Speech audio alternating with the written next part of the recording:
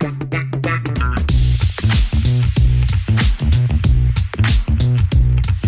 up, everyone? Welcome to Per My Last Email. So glad to have you in the studio with us. I'm Kyle. Kayla. And have you ever felt like you want to make a change in your career? You maybe want to make a little pivot, but you're not sure how? Everyone I've talked to, I feel like, has had that experience. They're like, okay, I want to do something different, but I'm a little worried. I'm scared. I'm nervous. How am I going to pull this off?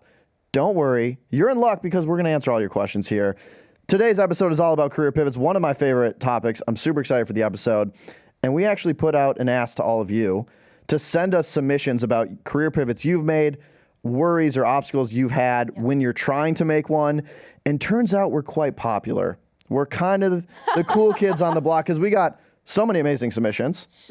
Genuinely so many amazing. I think it's not about us. I think it's about how many of you have fantastic questions, career pivot experience. I think it's about us. I think we're kind of the cool kids on the block, Kayla. You're right. People want to tell us their stories. That's my bad. But seriously, thank you so much. It was awesome. And we actually got a really powerful voice note that I think frames up this episode from Adriana. So we're going to play that for you now to set the scene. Hello, Kyle. Hope you're doing well. Just saw your LinkedIn post about career pivots. So I think having very tactical advice, things that you can apply, 1, 2, 3, like very, very tactical is helpful. Because when I did my career pivot from accounting to marketing, I was so lost. So here are some questions. It's like, how do you do a career pivot? Like, give me a 3-month plan, very tactical, week by week advice of what you should be doing before you even decide to quit your job and go after something completely different. Like, when to start networking, when to start researching, taking courses, all that. That would be so helpful. I think a lot of people have a misconception that if you didn't go to school for that you can't work in that. That's totally wrong. And then how do you know it's time for a career pivot would be a really good one. And what's not to do. I love it. I love that pretty much every time someone talks to me, they're like, saw you on LinkedIn. Yep. Or this was in response to your LinkedIn post. I really got to get a different reputation here. But Adriana, thank you so much for the question. I think that's a fantastic framing of this episode. And that's what I want to do. I want to get very tactical for you all. So if you are thinking about a career pivot or you encounter one in the future, you have a really great strategy to actually pull it off. And I think I've made a few career pivots. I think you have, although maybe you disagree with me, Kayla. So maybe we start there. Like, what has been your biggest career pivot if you have made one in your career? Yeah, so my hot take is when I first started researching for this conversation, I was like, obviously I've had 2 career pivots. Like, duh, that's just how my career has gone. Thinking back on them, I think I've had 1. Okay. Because I think my first career pivot was from the finance industry into editing and like startup research. And I don't think that pivot counts because I went into finance knowing that I was going to leave it. Okay. So like, I feel like I wasn't like, oh, this is my career and I'm changing my career now. I think this was like always a stepping stone to kind of like get some like name brand companies on my resume, get some analytical experience, and then leave. And I think that's like almost the path most traveled when you go into finance. And so I was kind of like, I don't even think it counts as a career pivot. I think this is what people do. It maybe like internally didn't feel like a pivot for you because it was all part of the plan, but I'm sure externally people didn't have questions like you were working in finance and now you want to go into edit. Like, that's a little strange, or people were like, oh, this is totally normal. I think because it's like 2 years in finance and then you get the F out, everyone's like, I think it's almost everyone gets it. They're like, oh, finance, that's a terrible place to be. Yeah. 2 years, you can do whatever you want after. Exactly. Yeah. No, but like, I genuinely believe that doesn't count as a career pivot. And I think it's like, okay, maybe if you spent 10 years in finance, like I think it's actually more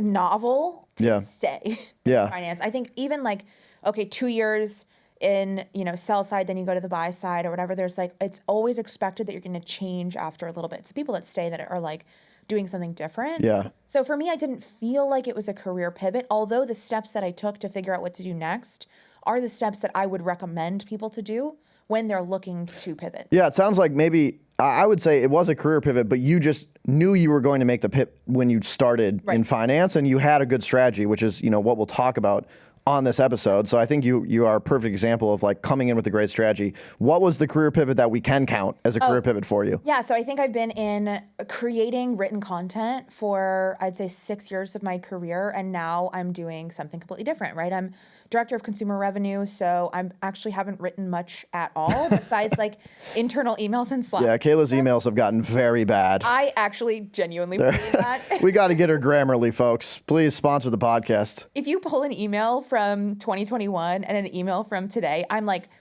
there's no punctuation. I haven't capitalized a single thing. But truly, like, I have pivoted. My day-to-day looks so much different now than what it did before. But that's a very recent pivot for me. And I don't think I was as intentional about that pivot. I kind of fell into it. But I actually think that many of you will probably have similar experiences. I don't think that every pivot is very intentional. Sometimes it just happens. But before we talk about me, my favorite subject, by the way, is that pivot, was that scary for you? Like, how have you felt since you've done the pivot? Like, what have been the obstacles? Were you worried about that pivot at all? Or was it like, this is just how it happened and let's roll? Yeah, I think it was a combination of both. So for me, I was writing so much over the past year. I can verify. Like so much that I was getting burnt out from writing, and genuinely, I was like, my next job, I don't want to have to write anything. And like that was, I'm sad now because I wish that I wasn't burnt out from writing and I could still focus on developing written content. Obviously, like we're developing audio content now, but like, so I'm still able to kind of pursue that interest of mine, but I am sad that I'm not writing as a part of my job anymore. But I was so burnt out that I was like, I genuinely don't care what I do next. I've already figured out a kernel of what I like. And so it wasn't necessarily that scary. I was just like so relieved to get out of a space where I was feeling like I was sprinting towards burnout. Yeah. That I couldn't even think about like scary about the jump. I was just so happy to be jumping. You're like, I need off the ship, so I'm jumping, and like wherever I land, I land. Shark infested waters, hell yeah.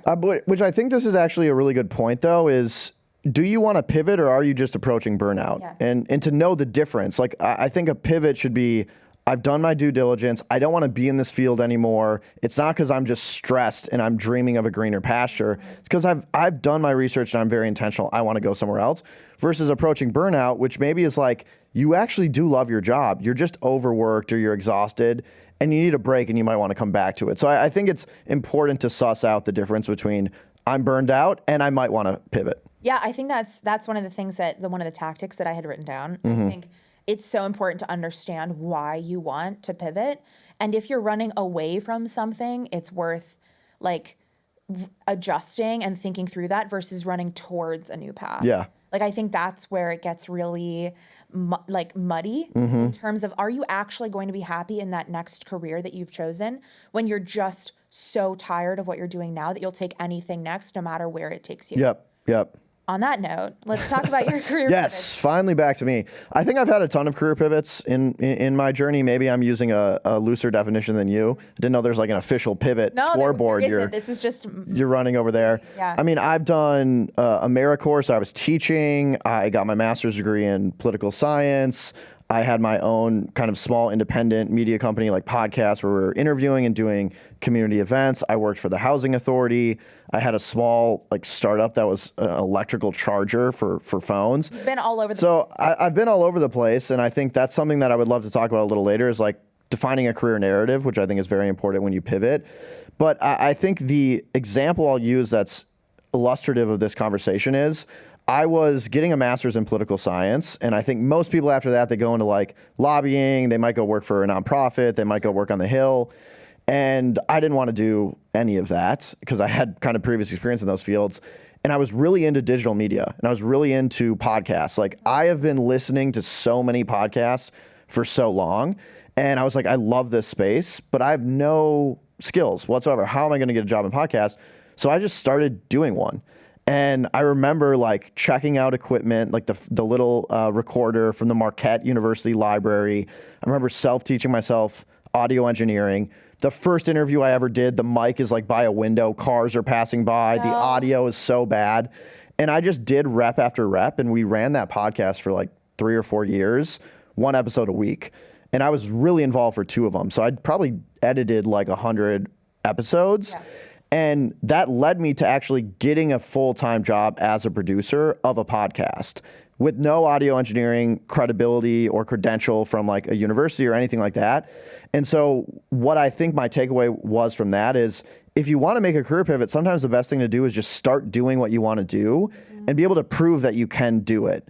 And then like the proof is in the pudding. You don't need a credential because you have an actual podcast or an actual product that you can go and show people, I did this, so clearly I can do what you want me to do. So that was like the one of the biggest jumps I've made in my career. I think the jump to Morning Brew was also pretty big for me.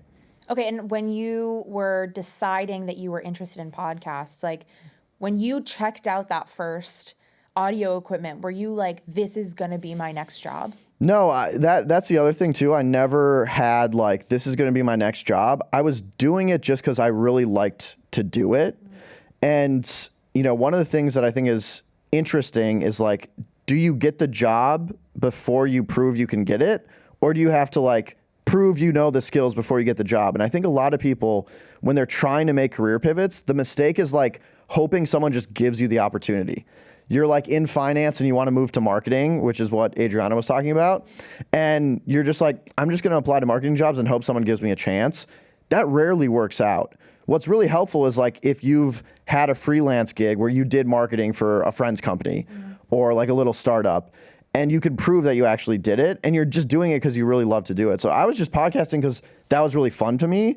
But I knew in the back of my mind, like this is going to open up a door at some point, and that's exactly what it did. Yeah, I really like that. And I think there's kind of 2 kernels that I'd like for us to get into. Yeah. The first is how to career pivot without the formal experience. Yeah. And the second is, if you want to pivot but you're not sure, how to kind of test your assumptions and figure out what you might want your next step to be. Yep. Maybe we go through that first because that kind of feels like the first step. Yeah. So, you know, you mentioned that you really liked digital media, even though that's not what you were going to school for. And I think that's like a really important tactic. Yeah. Is understand like, what do you actually enjoy? What's the best hour of your day every day? Or like, what do you go home and in order to relax and unwind, you're doing X thing, hobby, or like you're really interested in reading about, I don't know, marine biology.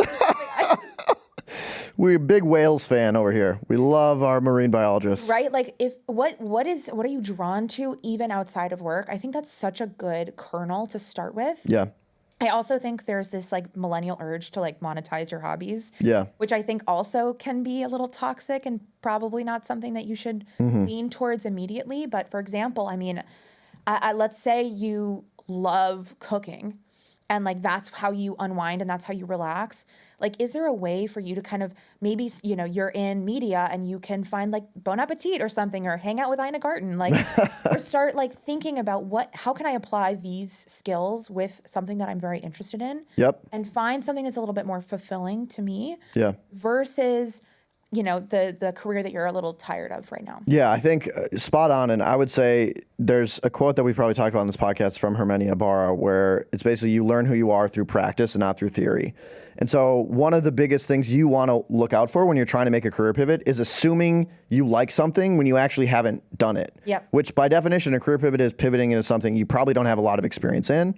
So I would say the first thing is like use side projects to understand A, if you actually like what you want to pivot into, and B, to establish credibility. So like if you want to be in marketing, go out and do marketing projects.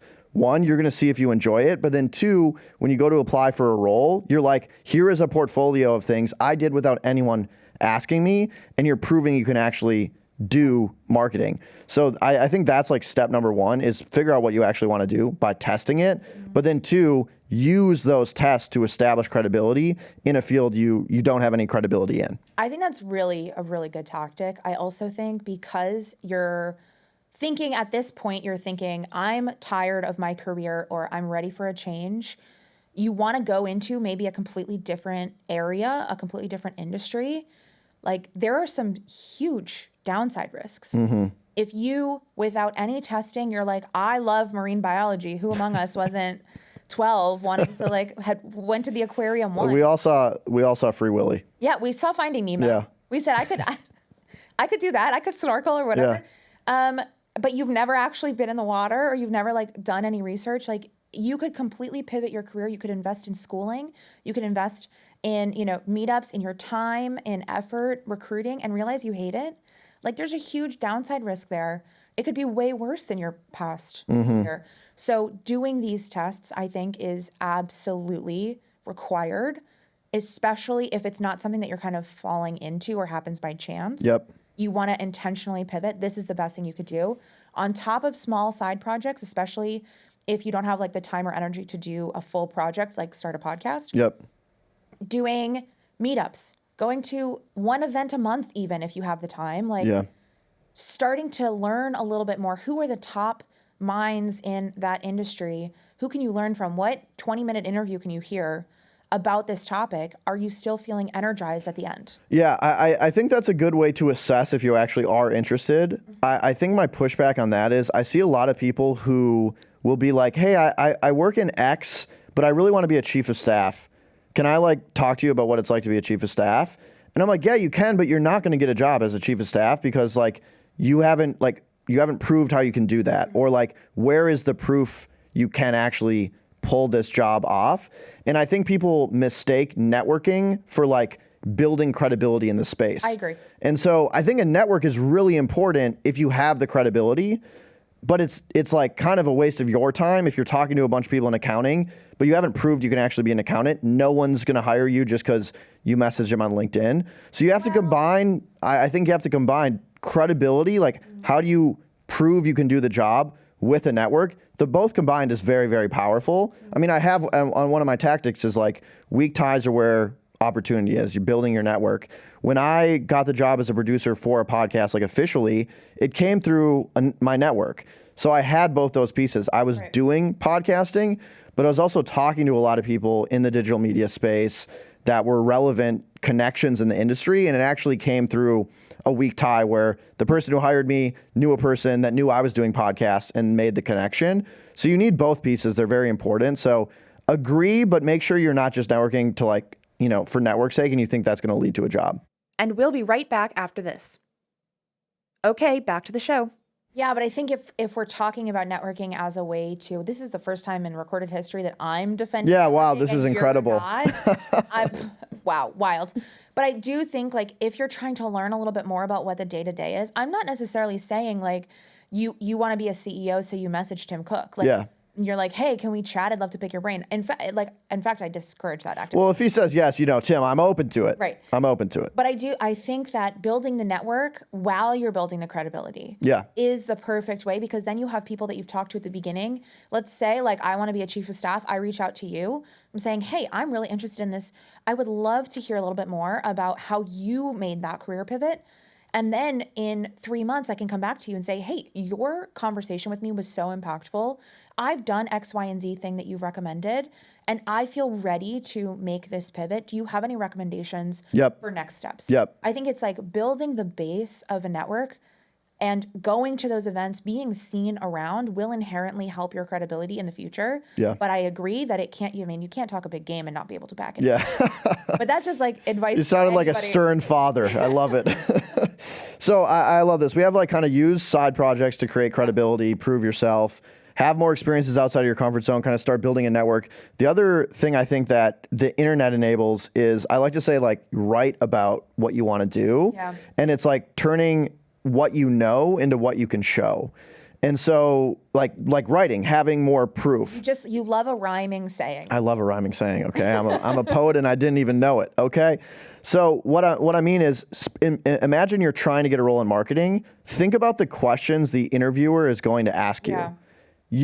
If you want the job, you're going to have answers. Put those down on paper and you can start producing written content that proves you really understand SEO or you really understand attribution models. And so take what you know in your head into something, again, you can show. It's going to further help you establish credibility. But then with the power of the internet and digital distribution, you can get that in front of more eyeballs. I think that goes a long way for establishing credibility as well. Yeah, so I think this kind of breaks out into 2 steps. First, understand what you want to do, and then get yourself a job in that position. And I think that they kind of meld into each other. But once you've figured out what you want to do, there's a ton of tactics for actually justifying that you're the right person for a job. And I think what's really hard, and we'll talk about this when we talk about some of the listener examples, is being far into your career, feeling like maybe you're at a director level or a VP level, you're probably going to have to take a step back or a pay cut in order to shift into that new, like feeling like, okay, I'm shifting into this. I'm not working backwards, but I'm preparing myself for the next leg of my career. I think is a really important mindset shift. But I do think that if you're going to try and get a new job, you need to understand your career narrative. You need to understand how you're messaging why, because inherently people are going to be like, you're a VP. Why are you interviewing for this like lower position? And being able to message that, I'm not overqualified, in fact, like, but this fits perfectly into how I can add value to this company, I think is also going to be extremely important as you try to pivot. Yeah, I never understood the overqualified thing. It's like, oh, we got someone that's too good of a candidate. What? No, I've actually, okay. LeBron James wants to play. He's actually too good for our team. No, that's different. That's different. No, I actually really believe it because I have interviewed people for a position that I was hiring for that were extremely, like above me in any other, like. Yeah, and you want to make sure that they know what they're getting into and that. They know. And like, I also think that it might not be a good fit. For example, if somebody's a VP and they're looking for, an associate position, it's like, okay, are you sure this is something you're going to like? Yeah, in 3 months you might have a problem. Right. Are you okay being in the weeds and being assigned like entry level tasks? I think that's actually very difficult. So I've had situations where I've had to be like, you're actually not the right fit. It's just so funny to go back to someone and be like, you're actually too talented for this particular role. You're too advanced. If you were worse, we'd hire you. No, it's a great point, and I think it's a level set too. When you make a career pivot, you're going to have to give something up. And according to Indeed, 58% of people are willing to take a pay cut in order to pivot your career. It's so crazy. That's 3 in 5 people. Exactly. So your mindset has to be, I've made a lot of inroads into one career and I want to get off this track and I want to pivot to another career. But if you're expecting a pivot and a promotion and a pay raise and you have a new job, like you're not going to get all of that. And so going in, understanding what you're willing to give up to switch careers is very, very important. The other thing I want to talk about, and then we'll get to the listener questions. I have 2 other things. One you hit on, get great at career storytelling. Every time someone wants to make a career pivot, I often hear that they're like, I've had a bit of a crazy career. I even might have mentioned this at the beginning of the podcast. Like, I've made a lot of career pivots, or like, my career narrative's a little messed up. Don't say that. Own it. And not to an interviewer. Not to an interviewer. And everyone can put together a really cohesive, clean, concise career narrative that helps someone understand all the choices you've made, the skills you made along the road, and why you're a perfect fit for this role. And don't kind of sabotage yourself by saying like, yeah, I haven't really known what I wanted to do for a long time, but I think this is it. So get a really crisp career narrative. I think that's super important. And then my second piece of advice is to embrace the beginner's mindset. I think a lot of people, they get really scared that they're going to make a career pivot and then they're going to not be an expert. And they're going to be found out, or they're going to not have really good skills in this particular thing.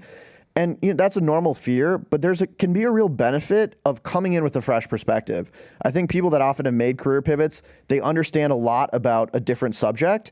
And lean into that. Like, take these dots you've connected in your previous role and apply them to your new role. Oftentimes, fresh ideas, new innovation, lean into it. Don't pretend to be this super expert that's been in this particular role for 20 years. Lean into the fact that there's some things you don't know, but there's a lot of new ideas you can bring in. And I think that will help you, once you've made the career pivot, feel a little more comfortable in having success. Yeah, I really agree with that. And I think that's something we've mentioned before quite a bit. We dove into that a lot in our episode where we talked about generalists. Yes. So if you're interested, check that one out. Boom. Should we do listener submissions? I think we should. All right, let's go to the first listener submission. This one is from Andre, who actually works at Morning Brew. Shout out to Andre. And Andre's story is basically he moved from commercial real estate to sales at a startup media company. And he said this was a fairly drastic pivot. And I love this struggle that he illuminated. He said, my biggest struggle was it was hard to not compare myself or my career to my friends and my contemporaries. And Andre, one, thank you for the submission and the vulnerability, #vulnerability. But the reason I really love this example was this is something that everyone feels when they try to make a career pivot, that they are now off the track. Yep. And they're behind their peers who have stayed in one spot their entire career and that are going to be a little farther ahead. So I have two quick thoughts. The first is most people actually don't have a linear career. Of course. This is like a made up norm. And we're like, oh, I'm weird that I've pivoted. But the facts are like astounding. It's 12 people will on average have 12 jobs over their career, according to CNBC. Is that like 12 different jobs? It's 12 different jobs. It might be promotions in one industry. Okay, yeah. But most people change industries once or twice. Yeah. They move around. So it's normal. And maybe you're doing it at a different time than your contemporaries, but they'll probably face the same thing. The second thing is, if you do move careers early, it's very often to feel behind. But most research suggests that you end up actually having a much longer and more beneficial career because you have experienced much more things. You found the best fit and you haven't stuck in a role that isn't a good fit for you, but you were too afraid to jump. So once you know, like, I need to get out, the sooner you pivot, yes, you're going to feel behind. You will catch up. And in fact, you probably will surpass your peers who have stayed in something that isn't a good fit for them. Yeah, and I also think that this narrative is a little misleading of like, oh, everyone else is so far ahead of me, because if everyone else is making 12 job changes in their career, it's not like every single one of them was the most intentional. And like when you're making a pivot, you're being intentional about choosing a path that you feel more excited about, that you feel like you have more potential in.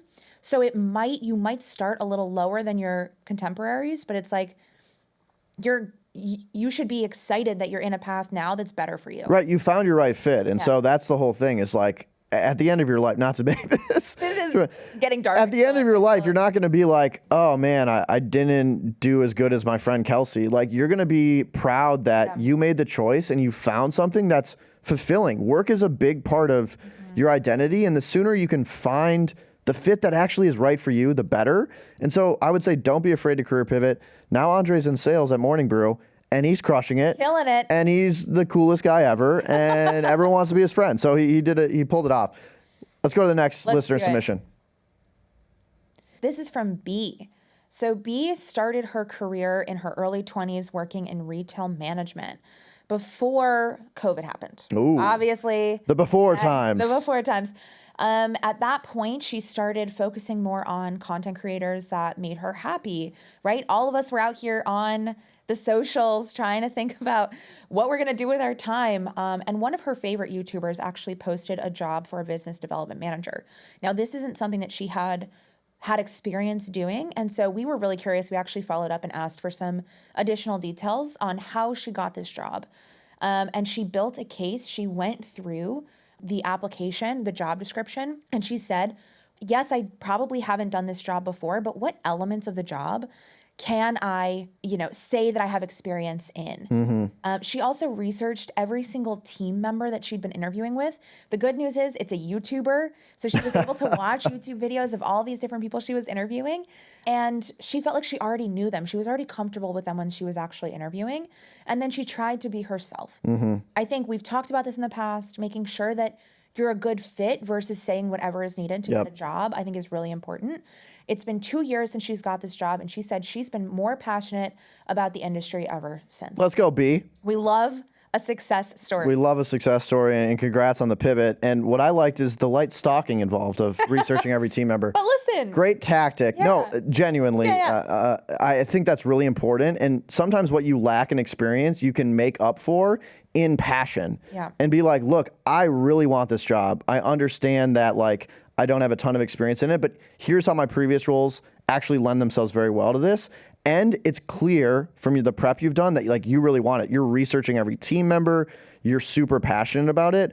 I'm willing to bet on someone that has, like, the minimum bar of qualifications and really, really wants it and is really, really passionate than someone who you can tell maybe they have the experience, but they're phoning it in during interviews. Oh, absolutely. In fact, like, I would go below the minimum bar of qualifications. If I felt like somebody was super smart and really interested and invested in the product, it's like, or in whatever you're working on, like 100%, I would hire them 1,000,000 times over somebody who was the perfect candidate on paper, but seemed like so uninvolved, had never researched the role, had never researched the company. This is like an absolute win tactic. Yeah. Just be excited about the potential role. And it goes back to like, if you are trying to make a pivot, you are probably going to have to go above and beyond. Yeah. But that actually is a great opportunity for you to really stand out amongst a crowd that maybe doesn't feel the pressure to prove themselves because they've already done it. You feel the pressure, and that is good because it can produce results just like bees. So shout out again to B. Let's go to our final listener submission. This is Ben S. And he had a question for us. He said, what's the best way to navigate taking 10 years of experience in a dedicated field like social media and marketing and navigating through kind of decision making and the impact it would have to pivot to a new industry? He says, asking for a friend, LOL, it's me. What's the best approach to determine whether taking a plunge into a new field like nursing would mean for a 30-plus-year-old with a family? I love this. Really great question, and appreciate like the openness from Ben and for the listener submission. What's your advice for Ben? I think this is an interesting one because you have a lot of career experience in something completely unrelated, and the area that you're trying to pivot into does require a large amount of schooling. Yeah, you probably want to know where like to put a shot if you're a nurse. Like, sure, you don't want to puncture the wrong vein or something. Exactly, and I think that means that there's going to be years investment, and that doesn't mean that it's not worth changing careers. Especially in the industries that a lot of you are in, it might not be as intense, but that's where the tactics we were talking about earlier come into play. That's where maybe you can't really test being a nurse in ways that are like legal and safe. Be like, hey, Kayla, could you come over later? I'm testing to be a nurse. I'd like to try an IV on you.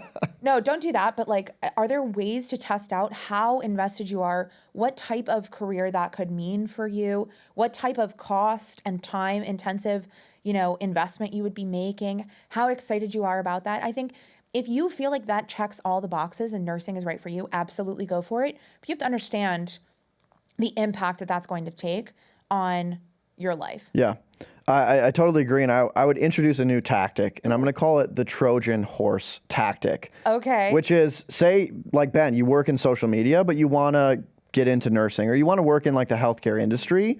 How do you like Trojan horse your way into the industry and then make the pivot to the role you want? And so what I would focus on if I was Ben is like, find a hospital that's like, kind of like cutting edge. Maybe it's like a One Medical or, something. They need some social media management. They need some social media management, and be like, hey, I'm really excited about this industry. Here's like why I'm passionate about maybe even getting into nursing myself. Yeah. But all my skills are social media. And so I would love to do a job in social media or marketing for in this example, One Medical.